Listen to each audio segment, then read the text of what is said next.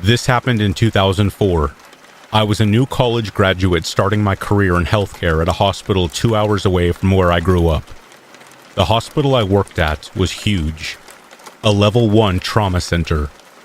I work in a highly specialized area. There were only 2 other people at the hospital with my licensure. That's important because we spent a lot of time working alone in our department and had to stagger our shifts for coverage. I had the early shift. I arrived at 5:45 in the morning. Staff parking was several city blocks away from the hospital, and they sent a shuttle to pick employees up. The lot was surrounded by an urban forest. The city tried to leave as much green space and trees as possible. There was nothing else near the parking lot at the time. Since I arrived so early, the shuttle service had to be called when I arrived. The call button was located at the shuttle stop, meaning you had to leave your car to communicate with the dispatch. I was always creeped out because, even though there were parked cars, there were never any employees in the lot at the time I came in. The overnight shift didn't change until 7 a.m. A few weeks after I started working there, I had settled into the shuttle routine and gotten more comfortable. At this time, cell phone service was spotty at best, and I didn't own a smartphone, so it wasn't very reliable. One afternoon, when I returned to my car, I found a note left on my windshield. It read, "Hot and sweet you are." I glanced around and didn't see anyone. I was perplexed, but not really frightened. Another week passed. I forgot about the note, until one afternoon I returned to my car and found a flower in the windshield wiper and another note. This one read, "I really love your dimples. I could make you smile." What the heck? I had just moved to this town and didn't have any friends beyond the other 2 people in my department. I didn't know anyone else. I did feel creeped out this time, and began feeling like I was being watched or something. Early in the mornings, I would park as close to the shuttle stop as possible, buzz the dispatch, and then wait in my car with the doors locked. I often imagined I heard shuffling noises like shoes scraping through the gravel, and I couldn't see all the way to the dark corners of the lot. When I returned to my car in the afternoons, I carried my pepper spray just in case. I told my coworkers about the notes, and they told me I should tell security. I felt a little silly, but I made a report. Security said they would keep an eye out, whatever that meant. I stopped parking in that lot, opting instead to find parking on the street nearer to the hospital where there were other people around. Things went fine for the next few weeks, until one day I got another note. This time, it was on my car one morning, outside my apartment building. In the same scribbly handwriting, it simply read, "Don't be shy." I was so confused. What did this person want?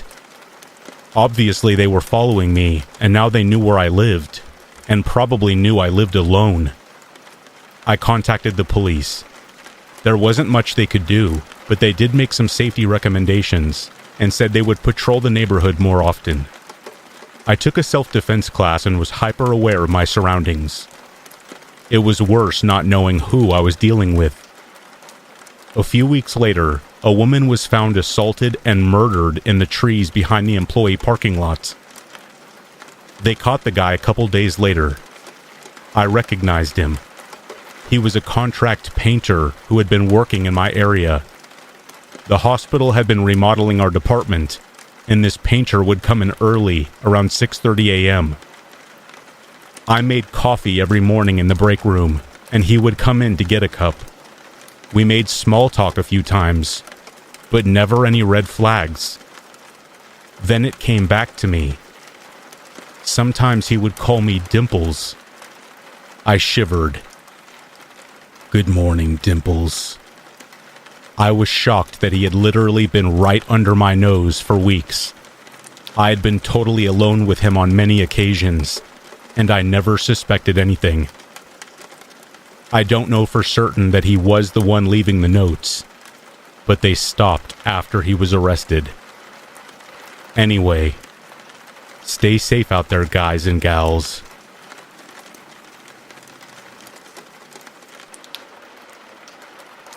If you really like my content and want to support me, please like this video and click the subscribe button. It helps me to grow my channel as essential in reaching a wider audience. Most of you watching my videos aren't subscribed to my channel, and that's why my animations can't reach their full potential.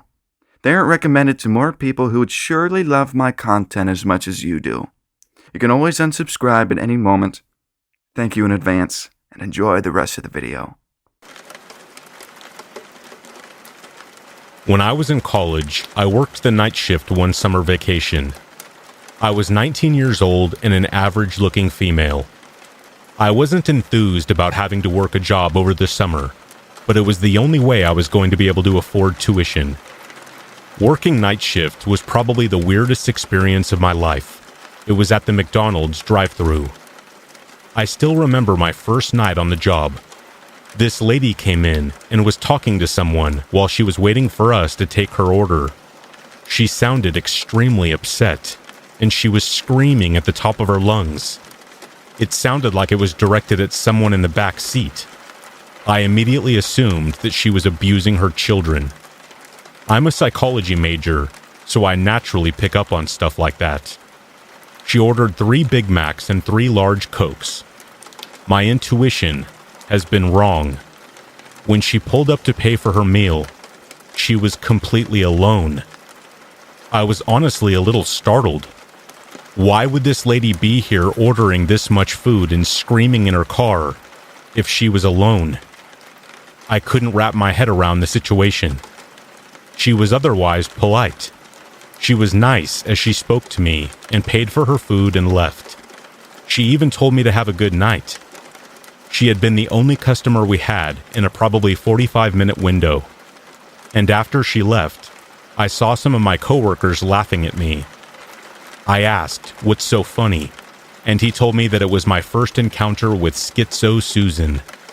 They told me that she regularly did stuff like this, and always showed up at all hours of the night to order seemingly too much food. She was always yelling at people in her car, but there was never anyone actually in her car. They didn't actually know her name, so they just started calling her Schizo Susan. They told me that there were occasional nights when she was the only customer to come through the drive-thru at all. I found it extremely unnerving. I immediately started wondering what was wrong with this woman. About a week went by. She came in every night, just like they said. And in between speaking to me to order her food and picking up her food, she was always yelling at someone. I couldn't take it anymore. I had to know what was up. So I formulated a plan. I was just going to ask her who she was speaking to. You know, play it off like I thought she was talking to me. It was the best I could come up with without seeming abrasive. I remember it being a Friday night when I decided I was going to do it. I had chickened out a couple of times, but I figured that since I don't work the weekends, may as well try something new to end my last shift for the week. Well, the night that I did it, I listened in to her screaming for a few more seconds than I normally did. You see, I can listen to what people are saying through the McDonald's speaker without them necessarily knowing that I'm listening. If I don't say anything, they would never know. I normally never did this because it's kind of frowned upon. I'm pretty sure there's some kind of rule against it. But I listened for maybe 20 or 30 seconds. I listened for long enough to know that she was yelling at someone named Darian. When she was in the middle of saying something, I interrupted her and said, "I'm sorry, ma'am, were you speaking to me?" She just replied, "No." Crap, I thought to myself. I knew that I had to try something else. I asked her if Darian would be ordering with her. Then she went silent. It wasn't an entire minute, but she didn't say anything. After the second time of asking her if she was still there, she let out a banshee scream. It was the loudest thing I have ever heard in my life. It really hurt my ears. The McDonald's microphone system is already pretty loud, but when someone screams into it, trust me when I say that it is the most unbearable thing you have ever experienced. I was also surprised at how long she screamed. She had one deep, loud, guttural scream going for like 30 entire seconds. In the moment, though, I was scared for my life. I also got really worried that I was going to lose my job. I felt really guilty for asking, like it was my fault for setting her off. In retrospect, I don't think I really did anything horrible to her. Literally just asked her if the person whose name she was screaming just a minute ago was also going to be ordering food. She didn't actually say anything when she screamed. It was just kind of a violent and guttural screaming. I was really taken aback there for a minute. How the heck do you even respond to that? I asked her if she wanted to continue placing her order, and that's when she just drove away. She really floored it and drove way faster than she should have. And as she drove by, I saw her face looking at me through the window. It must have been only a split second that I could see her, but I got that one really good look at her. She looked extremely distressed, and as if things couldn't get any weirder, the microphone system stopped working correctly the rest of the night. I think she screamed loud enough to break something in it. That was hands down the weirdest thing to ever happen to me throughout any jobs I've ever worked. And this weird lady just disappeared after that. She stopped coming to McDonald's altogether. I asked some of my other coworkers how long she had been stopping by for her nightly visits, and they all said that it was for as long as they can remember, which probably meant at least a year. I felt somewhat guilty for pissing this lady off so bad, but I think it is safe to say she probably needs some serious mental help. I haven't worked at McDonald's in a long time, and I don't ever plan on working fast food again. I just hope that wherever that lady ended up, she got the help that she so desperately and obviously needed.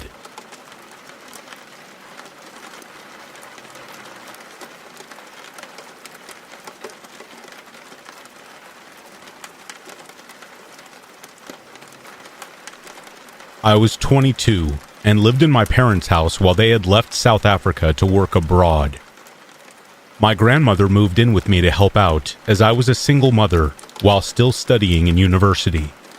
In the end, we helped each other because she was also on oxygen due to chronic lung disease.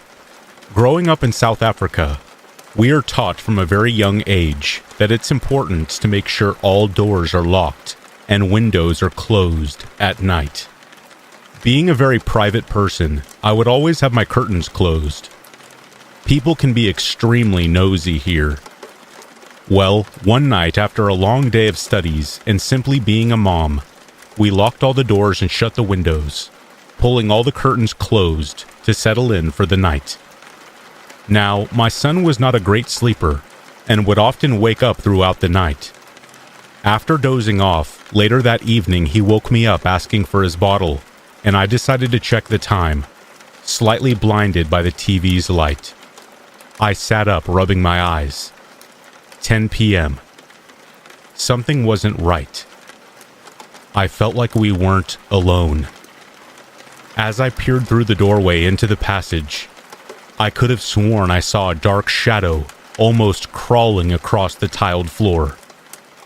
I'm imagining things. I must be. Shrugging it off, I pass my son his bottle.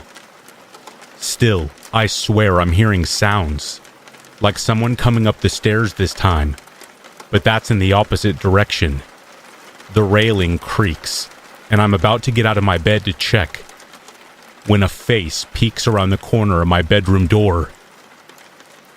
Gran, is that you? Expecting her to be needing help with something, so I reached for my phone to create light, as I had already switched the TV off again. A man storms into my room and grabs my phone before I can hide it. I'm in so much shock, yet I know exactly what is going on at that moment.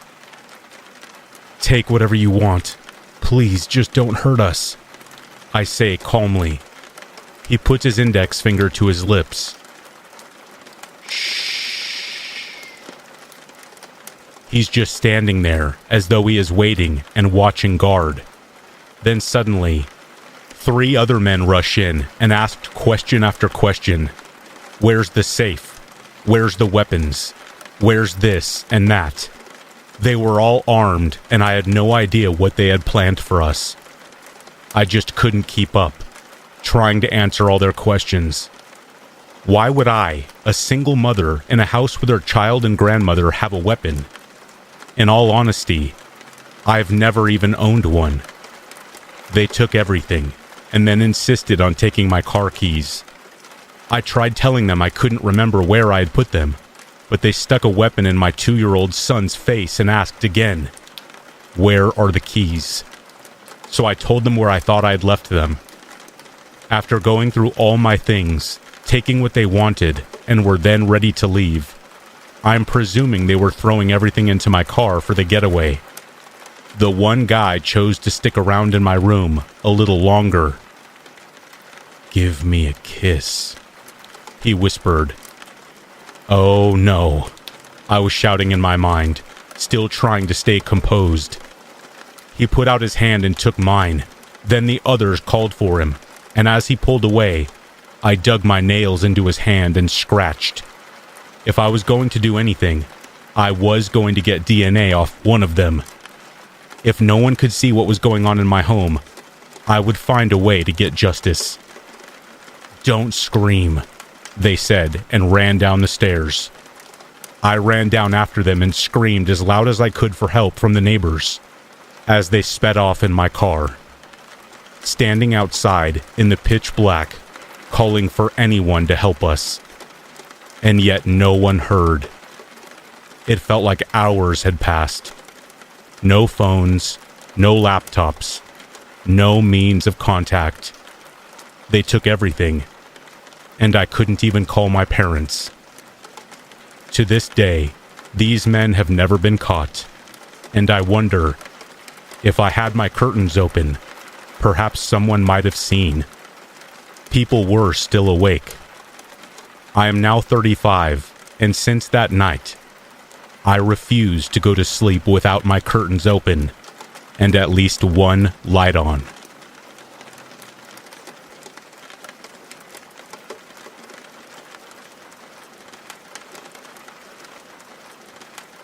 Most people don't even believe me when I tell them, but I have a job where I work from home. People in my area mostly work with cars or in the medical industry. There aren't many jobs where I live. Thankfully, I was able to land a decent paying job that let me work from my home office. It definitely comes with its struggles, but it is hands down the best job opportunity available to me right now. It isn't always perfect. It definitely comes with its pitfalls. Sometimes you have to sit at your computer even when there isn't any work to be done. It's also very easy to get distracted. But I think my biggest problem has to do with the house itself. It's kind of creepy. The house itself is an old Victorian, like really old. We're talking mid-1800s. A family friend owned the house and sold it to me for a very fair price. Basically gave it to me. I was super excited because it meant I got a nice big house to live in by myself along with my girlfriend. I'm a natural loner and don't really care for social interaction. So I had a nice big house all to myself and girlfriend, and a job where I worked from home with very minimal social interaction with other people. That was basically my ideal life. But the house's age meant that it was going to be scary at times. And I don't mean with ghosts or anything like that, but sometimes I hear the house settling or making noises that I can't explain. I've actually had quite a few instances where I'll be sitting down and doing some work, and then out of nowhere, I hear a noise that I just can't rationalize. I go exploring throughout the house, only to find that nothing has changed. It's as ominous as it is frustrating. I did what just about anyone else in the world would do. I started to use background noise to drown out the disturbances. First, I tried those quiet instrumentals on YouTube. You know, the ones that last 5 hours and they're supposed to put you at ease or something. It didn't really work for me because I couldn't get my computer to be loud enough to drown out all the noises. It was also not very good at keeping my attention. There was one week where my work was really slow and there wasn't a whole lot to do. I still had to sit at my computer though. There was an understanding that I was allowed to basically do anything I wanted as long as I was available to my coworkers if something came through that needed to be done. I didn't quite know what to do with this time and just started watching documentaries on YouTube. It actually was pretty fun. I learned a lot. So that next week when things started picking up again, I just instinctively turned on a documentary. I wouldn't be able to have all my focus on it, but it was a lot better than having some ambient noise. It actually helped distract me from the sounds of the house. I guess I just didn't have enough mental focus energy to notice any of the other sounds going on around me, if that makes any sense.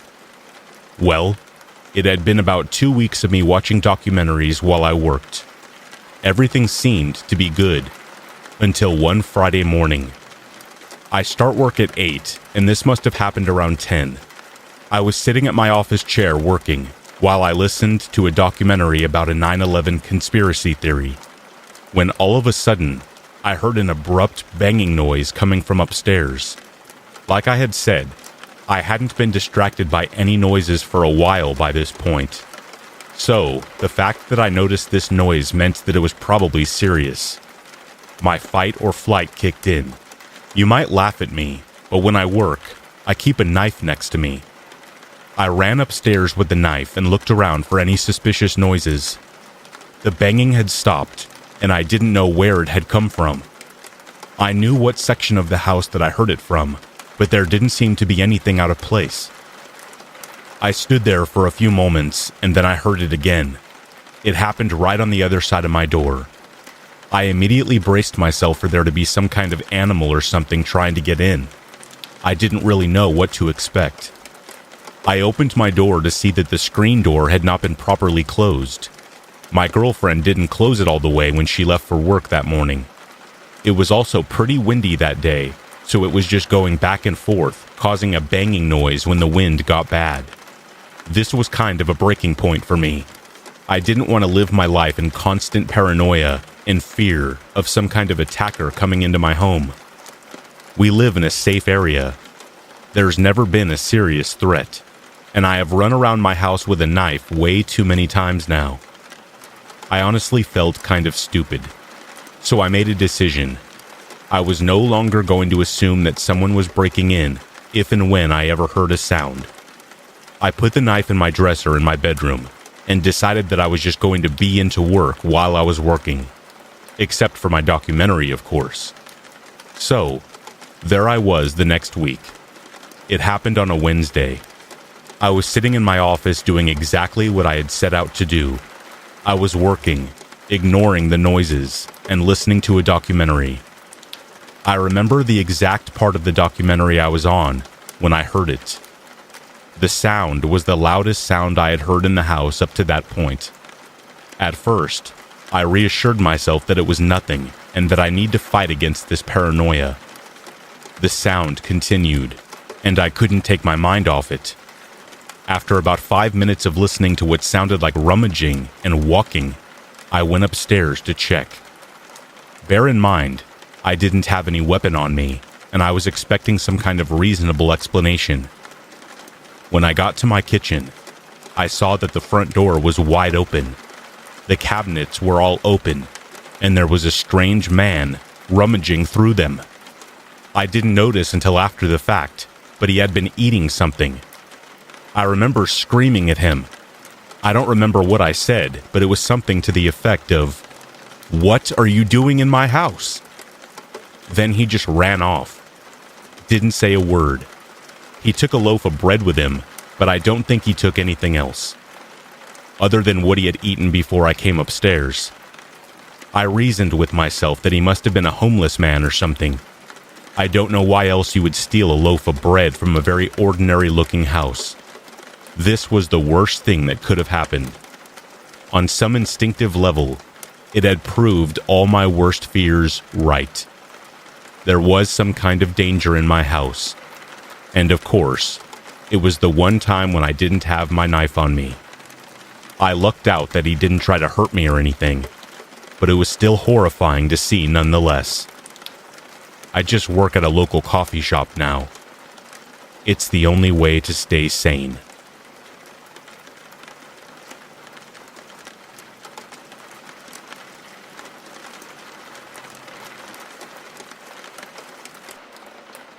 Before I start this story off, this was about a year ago, and though I do have some thoughts that this was sleep paralysis, I am leaning more towards the idea of it just being a nightmare.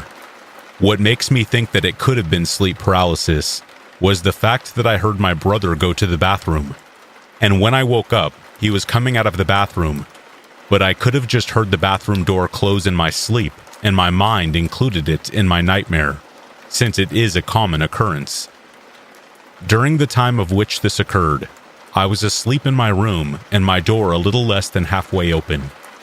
I felt awake, and I was asleep on my left side.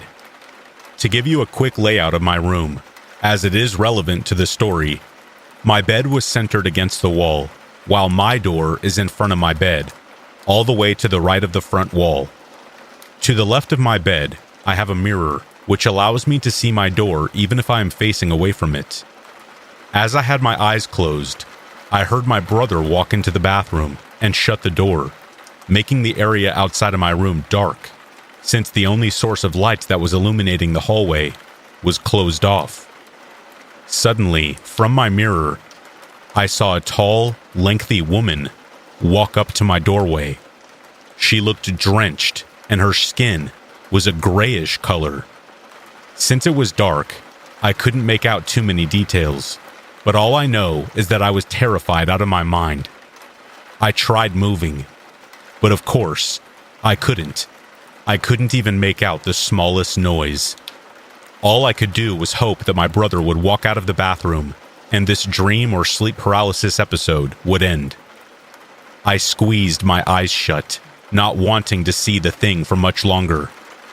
This was when I didn't have carpet in my room, so the sound of her dropping to the ground was even more audible than it normally would have been. It almost sounded like someone dropped a huge piece of meat on a hard floor, with the exception of the sound of her bones cracking when she did so. My breathing became rapid as I heard her crawl on all fours toward my side of the bed, almost inhumanly fast. I kept my eyes shut, fearing that if I opened them, it would take long to get over the horrifying face that I would see.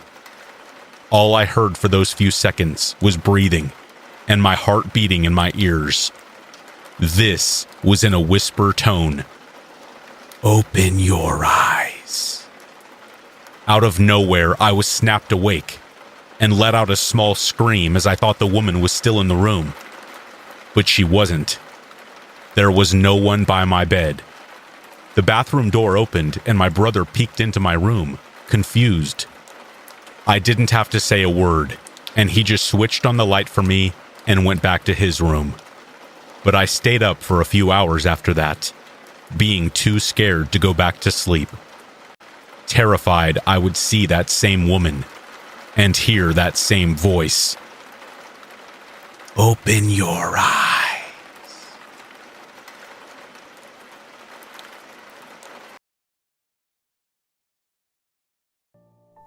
I've been working at my local McDonald's for 4 years now, and it's one of the most annoying jobs I've ever had. People coming in left and right and through the drive-thru with orders piling up was honestly enough to make the average worker irritated. I sure as hell had to go through it all, and there would even be times where I couldn't finish up customers' orders. If you've ever worked at McDonald's, you get where I'm coming from. This happened around a year ago, right before the pandemic hit, and I was working overnight shift on front counter. I usually work in the kitchen on overnight, so I had no interactions with any customers until then. I was working a 7-hour shift, which was a usual overnight shift for us. It was around 9 p.m. and I had just finished putting in a customer's order when I noticed a man talking to a young boy near the play area. Yes, we were still one of the few restaurant chains that still actually had one. The man is kneeled down to the little boy's height, and right away the boy seemed very uncomfortable. I dismiss it as the boy probably having a rough day with who I assume was his father trying to calm him down. I remained focused on putting in customers' orders and tried not to interfere with whatever was going on. Suddenly, the man grabs the boy's arm and they're heading in the direction of the front door that leads out into the parking lot. At that point, I couldn't keep my mouth shut and was about to say something when I hear someone yell, "Hey, what the hell are you doing with her son?" Just then, the mother comes out of the restroom and the man is petrified. His face was pale and his eyes were as big as saucers and tried to cover it up by saying, "Oh, this is your child. I'm so sorry. He looked lost and I was just trying to help him find his parents." His mumbles and incompetent use of wording clearly gave away as to what he was actually trying to do. The mother gave him an uncomfortable smile that had "Stay the hell away from my kid" written all over. Police were called, but I wasn't sure if he was caught or not.